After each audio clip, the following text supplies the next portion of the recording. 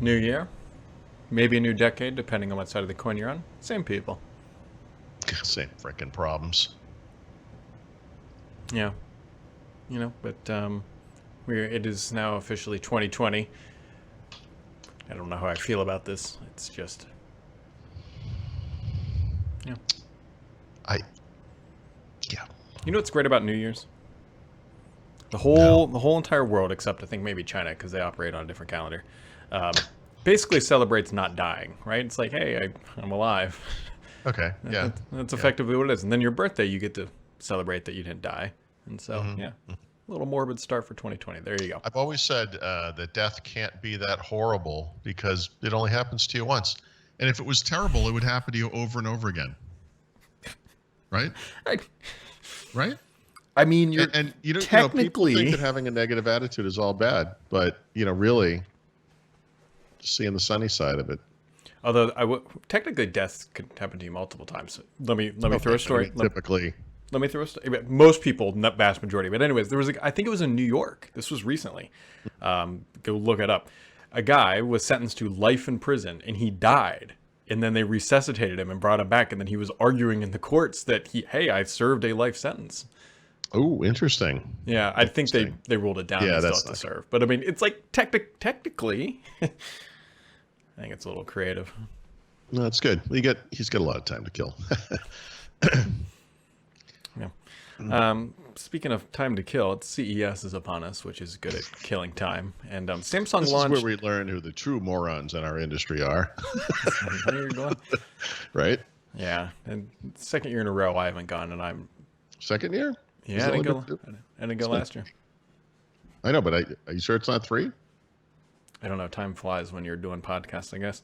Yeah, it's a good point. I don't know. Whatever. You're right. We haven't been in a while. Yeah. I'm holding to a steady once a decade schedule. It's working out for me. Well, Plus, we're already going to Vegas this year. My God, why would you? yeah. You know. Yeah, why- we'll be there in May. It's- Anyways, Samsung launched 2 new phones because they don't have enough light things going on, so they just Yeah, and a couple of weird things about these announcements. These are the S10 Lite and the Note 10 Lite. As their names suggest, they're less expensive, not lighter. Working on that one all morning. Anyway, we're so happy you saved it for us. yep. They curiously they have slightly different camera systems. Both of them are triple camera systems.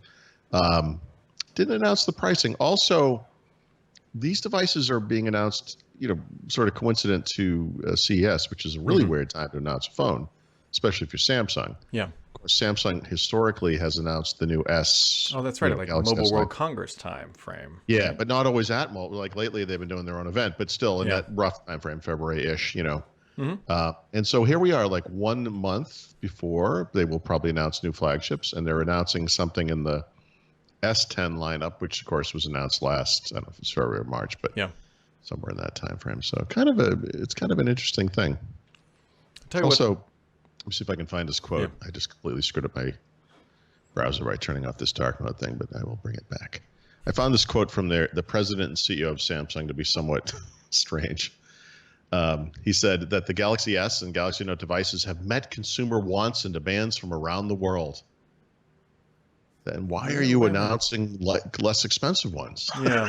Like if this has met the needs of, I don't. Yeah, that's It literally, and it doesn't say. It literally doesn't say. It doesn't. This is like such a contorted. This might literally be English as a second language. This. It's just such a weird sentence. He says, the Galaxy S10 Lite and Note 10 Lite will introduce those distinct key premium features that make up a Galaxy S and Note experience at a lower price. He doesn't say. It's just you're already delivering those key features. Now you're delivering them again. Yeah. The only thing that I could think of, and this may not even be true, in regards to this, you'll see what I'm saying, is Samsung always shipped I think it was like an A version. They called like the A30 or something like that, which looked similar, but was always like a much less expensive version. I wonder if they're replacing that with these Lite. Now, if they come out and launch like the A40 or whatever they're up to now, then obviously that's wrong. But Well, there were also rumors that they were getting rid of the Note line, right? That they would Yeah. just be all S11s next year or whatever. Hmm. And here they are introducing another Note. Yep. So I don't know. Samsung, look, every company goes to market differently. I mean, Hmm. the smartphone market has kind of unfurled a lot like the PC market did before it, where you have Apple that making the only one making Macs, and then a ton of companies making PCs based on Windows with a variety of brands and products, from really low cost to really expensive. Samsung is like that. They're like they have a ton of different products. Yeah. Apple has an iPhone. I mean, I know there are different models, but they're basically they're almost always fairly high end, Yep. semi-luxury devices. Hmm. And Samsung has the whole, crazy gamut from a phone made out of straw, all the way up to the, Oh, yeah, man. just ecologically friendly. I don't know. Anyways, other things that have been announced. I'm actually somewhat interested in this. Not that I'm going to go buy a new laptop, but the XPS 13 I've always liked. It's always been a good, really like small form factor laptop, Ultrabook, I guess, whatever they call it. The new one looks like pretty darn Yeah. good. Pretty darn thing, good. Yeah. So the problem I would have with that, and it's kind of a weird deal as you get to these, what I think they call what do they call it? They have a name for It's like those Infinity displays. Edge or something. What is Infinity Edge, something like that? Whatever it is. Samsung does the same thing. They have a name like that too. They start, the original value proposition of the XPS 13, I really liked. It was like, we're going to deliver a 13-inch display in a 12-inch form factor. Yeah. But they've actually, this time around, they're saying it's an 11-inch form factor. And by the way, not a 13.3-inch display, a 13.4-inch display. Mm-hmm. So they've actually made the display even bigger. Yep. And I think I would have a kind of it'd be one of those weird, with my Gorilla hands, the little computer would be so I cute could see and that small. being a Like problem for you. That might be the one issue I'd have with it. Yeah. It's a little too small. Maybe. Yep. I haven't seen it, But yeah, I think it's nice wow, a little drywall dust in the lungs there. Sure, that's right. The one nice thing about this laptop though is you don't have to wait like months to get it. I think they said it's going to be available like next week or starting like middle of this month or something like that. Yeah. Yes. At least some of a few of the new computers have been announced already, and yeah, at least one of them. It was probably the XPS 13. It's coming. I think you're right. I think it's next week. Mm-hmm. So that's if you're looking for a new laptop, now's a good time. The one thing I'm looking forward to, which I can't say for the past 25 years, my whatever, is looking forward to seeing what TVs are announced, because as you know, we're getting dangerously close to me going out and buying them because. Well, I'll tell you, the big innovation this year is probably going to be these like bezel-less displays. Mm-hmm. I get it. I mean, it is inevitable. There's nothing wrong with it per se, except how are you going to carry that thing? I realize you don't carry it around, but I mean, you have to set it up like you're going to have to white glove the thing. It's like I was gonna say is like I have no problem. Like I'm looking at these Vizios. I think and it's probably what I'm going to end up with, because if you go to tvratings.com or whatever it is, this really well-known TV rating website, they said the best 4K non-OLED TV is the Vizio that I was going to buy. So that's what I want. Nice. But anyways, speaking of bezels, like I think this is fine. Like what this TV has, I don't. It's more than fine. We watched that TV. I mean, we bought one for ourselves. That's our TV. Whether it's daytime or nighttime, in the dark or with lights on, whatever. No one has ever looked at that and said, look at those bezels. Yeah. They're just not there. And I'm definitely not buying an 8K TV. I'm not buying an OLED TV. So what I'm kind of hoping is that like they come out with the Vizio 2020s or whatever, and then the 2019s, they start slashing that price, and I will go out and happily. Actually, sorry. What I was tediously moving toward when I started talking about this was the arrival of new bezel-less displays. Yep. Will probably help drive down the costs of those that have teeny bezels, Yeah. So it's all good news. Like you're probably not going to run out and buy one of these things. I'm sure the first ones are going to be super expensive anyway, but it will probably help drive the price down, which by the way, TV prices are already ludicrously low for what you're getting. It's nuts. Yeah. Basically what I'm trying to do is I'm trying to buy we've said this. So 55-inch and a 65-inch, $1,500 is the budget. And like trying to see what I can get for that kind of money. I think that's right. Pretty healthy and should be fine. I think, yeah. Yep. So we will see. That's my smallest fear of all the things that could go wrong in things in the house. Like the TV just dies. It just dies. Yeah. We'd be up and running that day with an awesome TV, you know? And look, it would still be $6, $7, whatever $100, but it's a lot cheaper than it used to be. Yeah. Oh yeah. No, I remember my wife and I had a couple of really deep discussions over the course of our marriage about certain purchases. And one of them was about a TV, and I think it was it must have been a plasma TV, and we bought it at Best Buy, and we bought it with some 3-year service plan because this thing was really expensive, and we were gonna make sure, whatever. Yeah. And yeah, the freaking thing lasts exactly 3 years, and then some stupid Panasonic only part went south, like it always does apparently on these screens, and it's exactly what always happens. And then those things had burn-in problems and whatever. But it was like one of those. Anyway, we talked about it. We're like, okay, look, and like this is not quite a purchase where you just show up at home with a new TV and you're like, I bought a TV, but they're kind of cruising toward that area pretty quickly. Oh yeah, especially if you go to Costco. I mean, you can go get as long as you don't care about like really dark blacks on your TV. Yeah, TVs are cheap. Like otherwise, should care a little bit about that. But you could come home from Costco with like a new 60-inch TV and like a 2-gallon jug of cheese balls, and you would have spent like $500 easy, mostly on cheese balls. You could do that at Best Buy. Maybe not the gallon-sized cheese balls, but I mean, like, you're like, I know what I'm doing tonight. Yeah. Yep. Like you could just, like people will spend more to go to like a professional sports game than you can, and it costs to buy these TVs anymore. Yeah, yes. I mean, my wife bought me some concert tickets, which we had talked about before, just out in the world, talked about buying these tickets, and it was just too expensive. And I was like, yeah, I'm not doing that. I'm not spending that much money on that kind of a thing, because concert. I don't care who it is. I don't care how much you love them. Yep. Whoever, the band, and it's like a one night. It's like you get a recording of it to bring home. Your audio just started getting scratchy. Yeah, my son's probably upstairs. Sucking up the bandwidth. Yeah, it's. Is it going south? I'll make everyone happy to shut up. This is record scratching Paul Thurrott over there in the. You want me to reconnect? Oh, we can't. I can't even hear anything you're saying now. Oh, interesting. Oh, there we go.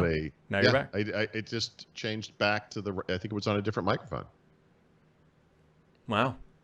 Yeah, because you know what? Nothing I have is allowed to work properly, Brett. That's my life. That's it's not Job. What's that guy who pushes the rock up to Sisyphus? Yeah. That's me. Except the rock I'm pushing has got a Microsoft logo on it, and it says eHome on the side, Windows Phone, Zune, Cortana. Strapped to your ankles are bands, Microsoft bands. Yes. Those are your shackles. Yep.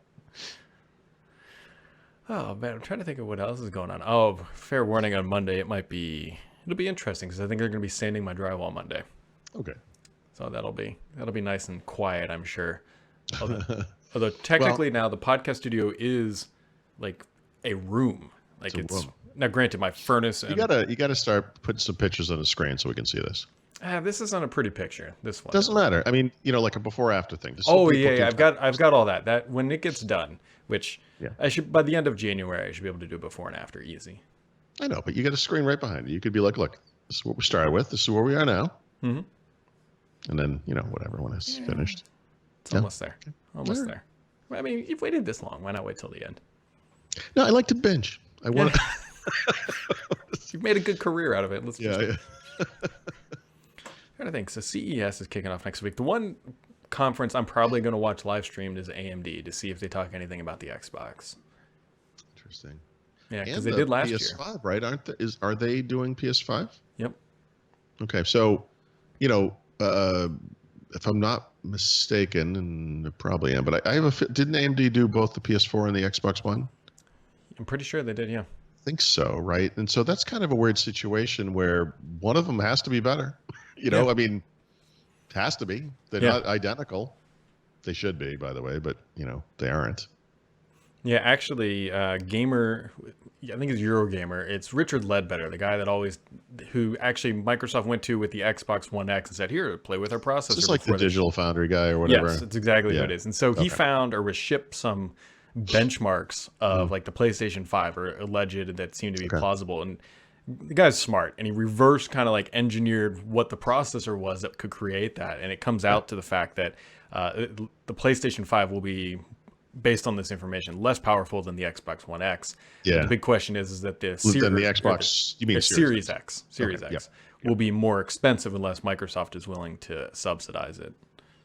Yeah, somebody should write an article about why the more expensive Xbox One Series X is actually a good idea. You know, maybe I'll do that over the. Oh, I see.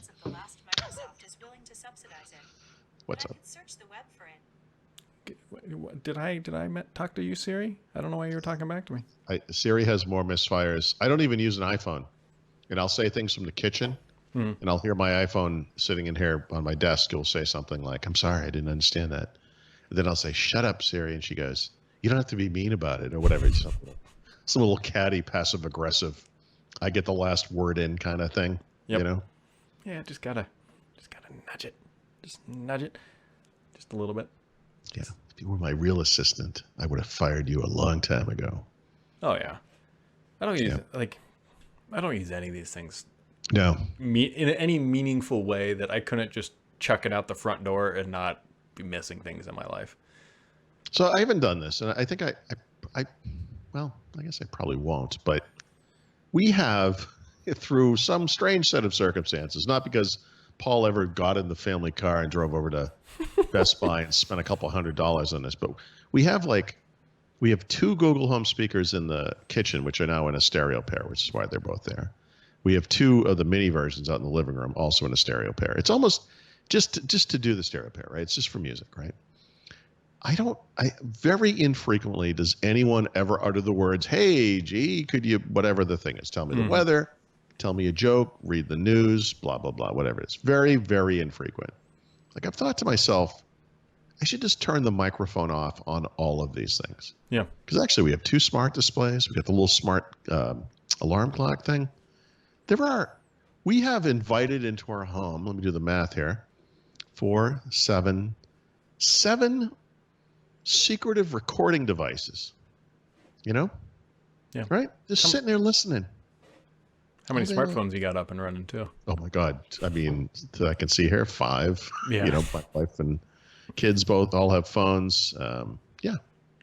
Right. Actually, that's a good point, because if you really want to talk to somebody, I mean, you know, a digital assistant, you could see you're going to be with your phone anyway. It will answer you. Yeah. You know.